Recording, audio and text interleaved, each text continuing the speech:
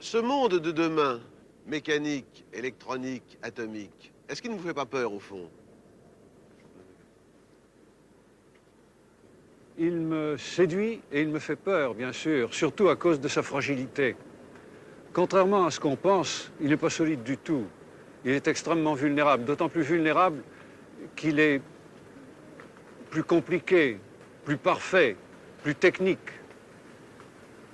Nous vivons dans un monde qui dépend entièrement, totalement de la circulation de l'énergie. Imaginez ce qui se passe si tout à coup l'énergie s'arrête.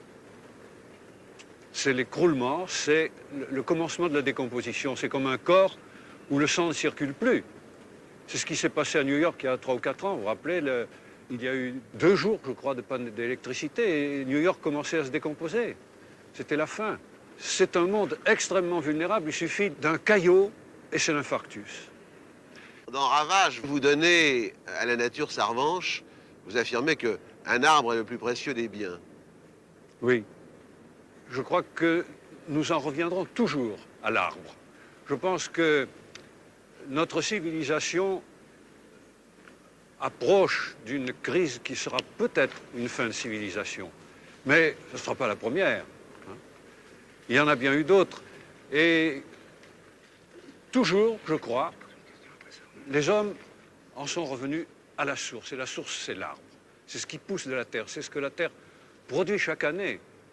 Quand nous aurons épuisé le pétrole et toutes les réserves que la Terre a mis 6 milliards d'années à accumuler, les poches de minerais, les poches de charbon, les poches de pétrole, nous aurons épuisé ça en un siècle. Mais il y a ce qui ne s'épuisera jamais, c'est la bonne volonté de la Terre. Chaque année, ça pousse, ça recommence. Je pense que l'homme en est toujours revenu là. Pour survivre, les vivants doivent manger des vivants. Oui, c'est l'horreur du règne vivant que nous connaissons sur la Terre. C'est qu'aucun vivant ne peut survivre s'il ne mange pas d'autres vivants. Et j'adore l'agneau. Les agneaux, par exemple, sont des bêtes charmantes, adorables, mais j'adore aussi les côtelettes d'agneau. C'est ça qui est épouvantable. Et d'ailleurs, même si on est végétarien, si vous mangez de la laitue aussi est un être vivant. Vous savez qu'on a fait des expériences sur la sensibilité des plantes. Et ce n'est pas parce qu'elles ne peuvent pas crier qu'elles ne ressentent pas. Donc il y a, à côté des merveilles extraordinaires qui composent la vie, il y a aussi cette horreur, c'est que la vie est une pyramide de crimes et d'assassinats au sommet de laquelle se trouve planté l'homme. Toujours dans la fin du Tigre, vous écrivez que la religion ne nous offre qu'un grand-père et ça ne vous suffit pas. Vous voulez absolument la vérité. Pourquoi la voulez-vous si fort et croyez-vous qu'on puisse y atteindre? Je la veux si fort parce que je voudrais comprendre.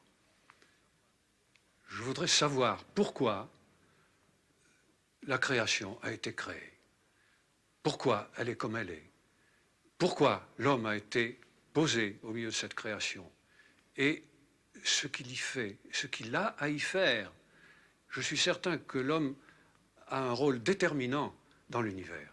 Il a un rôle à tenir, il a quelque chose à faire de précis. Il sert à quelque chose. C'est ça que je voudrais savoir. Voilà ce que j'appelle la vérité.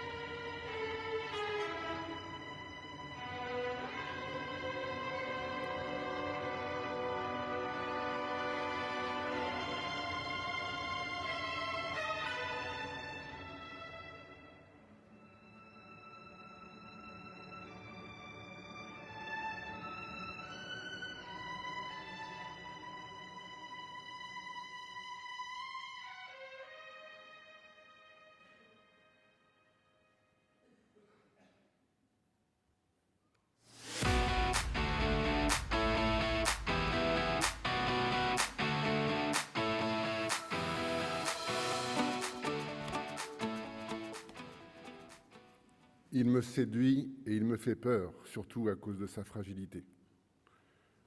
Je crois que nous en reviendrons toujours à l'arbre. Il y a ce qui ne s'épuisera jamais, c'est la bonne volonté de la terre. La vie est une pyramide de crimes au sommet de laquelle se trouve planté l'homme. Je suis certain que l'homme a un rôle déterminant dans l'univers, il a un rôle à tenir. Merci, monsieur René Barjavel, c'était en 1976. Je m'appelle Olivier Renaud, je suis le Chief Impact Officer du groupe Constellation et l'instigateur de cette journée. Je suis honoré de vous accueillir dans cette belle maison de la chimie pour cette 3e édition de Tech for Climate, pour faire écosystème et relever ensemble les défis climatiques et environnementaux. Alors, cher René Barjavel, de la fragilité du monde et de ses limites, ainsi que de ses ressources, il sera question ce matin avec Heidi Sevestre et Nathanaël Wallenhorst. Nous évoquerons aussi plus tard dans certains ateliers le thème de l'alimentation et de l'énergie. Nous nous interrogerons aussi en fin de journée sur notre rôle et sur le sens de notre existence.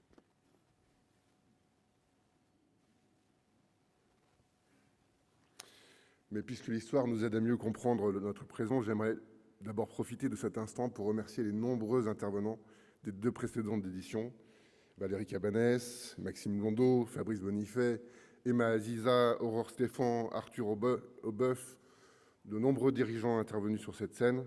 Leurs pensées, leurs actions nous inspirent chaque jour.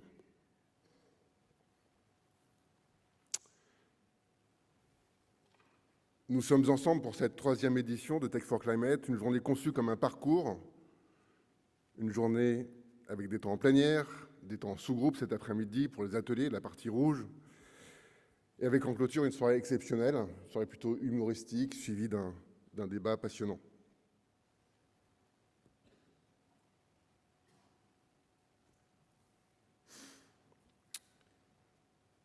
Pour organiser cette journée, conçue les 2 premières années exclusivement par les équipes du groupe Constellation, nous avons décidé cette année de nous y prendre autrement.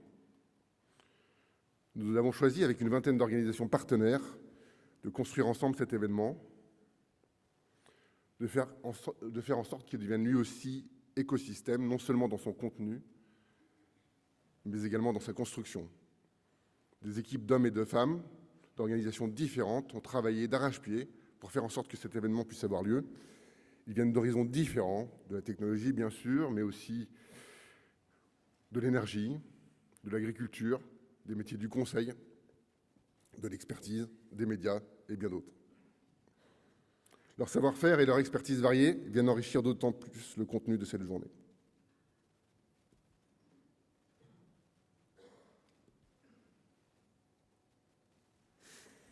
Et puis cet événement ne serait rien sans nos intervenants.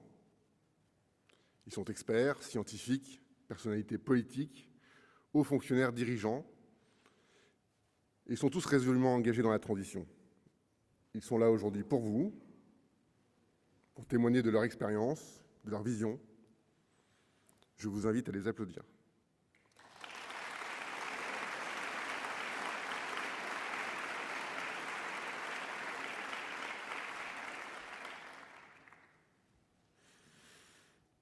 Et puis il y a vous. 400 participants il y a 2 ans, 800 l'année dernière. Vous étiez, il y a quelques secondes, 2272 inscrits cette année.